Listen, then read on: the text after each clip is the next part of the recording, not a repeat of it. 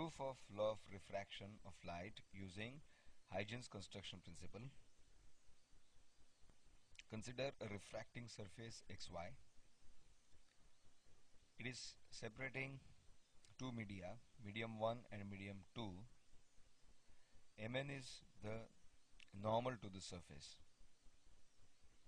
A wavefront A1B1, a plane wavefront A1B1 is moving towards xy.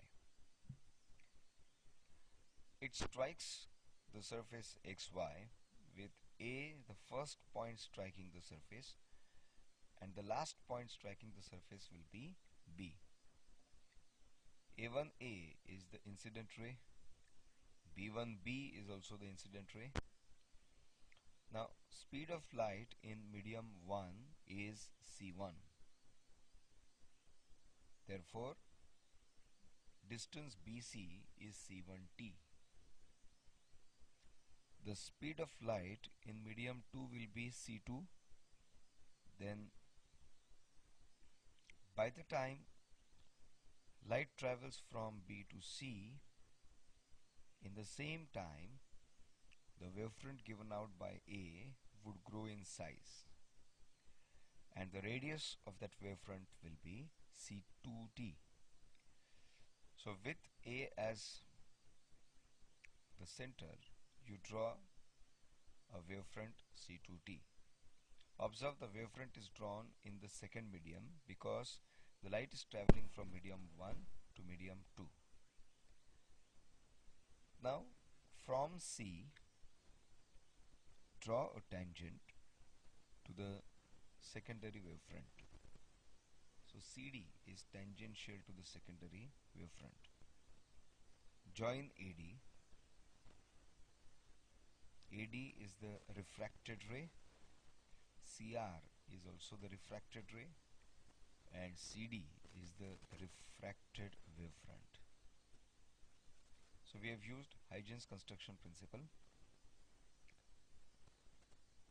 Every point on the wavefront behaves as a secondary source of light and gives out secondary wavefronts which are effective only in the forward direction. So that was the secondary wavefront which we had drawn from A. And a surface drawn tangential to the secondary wavefront, that is CD, gives the position of the wavefront after time t. So before time t, the wavefront was AB, it was incident wavefront. After time t, the wavefront is CD, it is the refracted wavefront. Now we will see how to draw this diagram. Steps to draw the figure to prove law of refraction of light. Draw a horizontal line xy. At the center of the line, draw Mn perpendicular with the help of a protractor. Draw the incident ray at any angle with the surface. Draw the wavefront AB. It should be perpendicular to the incident ray. Length AB could be any length, say 2 cm. At point B, draw perpendicular to AB, that is BC. So you have two incident rays and an incident wavefront. Distance BC is C1t. Now take BC as the radius in the compass. Reduce the radius in the compass by say half.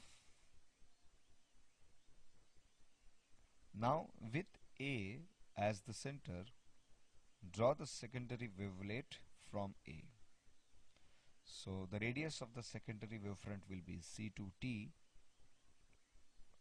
Now draw a tangent from C to the wavefront.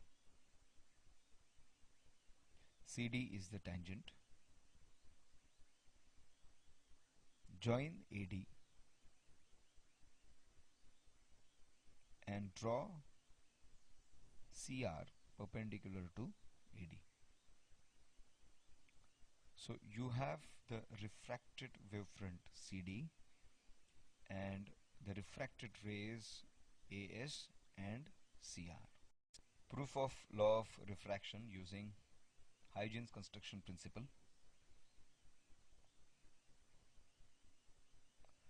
We have already seen this diagram, how to construct the diagram. Now we'll use this diagram to prove the law of refraction. The first step is to explain the diagram.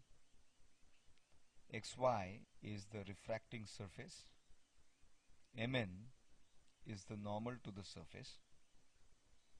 AB is the incident wavefront. A1A, B1B are incident rays. CD is the refracted wavefront, and AD is equal to CR. These are the refracted rays. C1 is the velocity of light in medium 1. C2 is the velocity of light in medium 2. Now look at the angle A1AB in the diagram. It is 90 degree because A1A is the wave normal and AB is the wavefront. So A1AM plus MAB is 90. A1AM plus MAB is 90. Similarly, MAC is also 90 because MA is the normal and AC is the surface. MAC is made up of two parts, MAB and BAC. Therefore, we have BAC plus MAB is 90. Now these two equations show that angle A1AM is equal to angle BAC is equal to I. Now angle NAC is 90. On the lower side of XY, you observe that there is angle NAC which is 90 because NA is perpendicular to AC. NA is the normal and AC is the surface. NAC is made up of two parts, NAD and DAC. So angle DAC plus angle NAD is 90. Now look at triangle ADC. Angle D is 90 because DC is the tangent and AD is the radius. Therefore ADC is a right angle triangle. Therefore the other two angles C and A will be complementary. So angle DAC plus angle DCA is also 90. Now from these two statements we get angle NAD is equal to angle DCA is equal to R.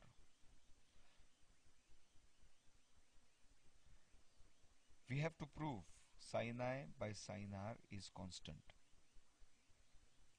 So look at the triangle ABC, the upper triangle ABC. Sin I is opposite side upon hypotenuse. The opposite side is BC and the hypotenuse is AC. Sin R is AD upon AC. Refer to triangle ADC. Sin R is opposite side upon hypotenuse. Side opposite to R is AD and the hypotenuse is AC.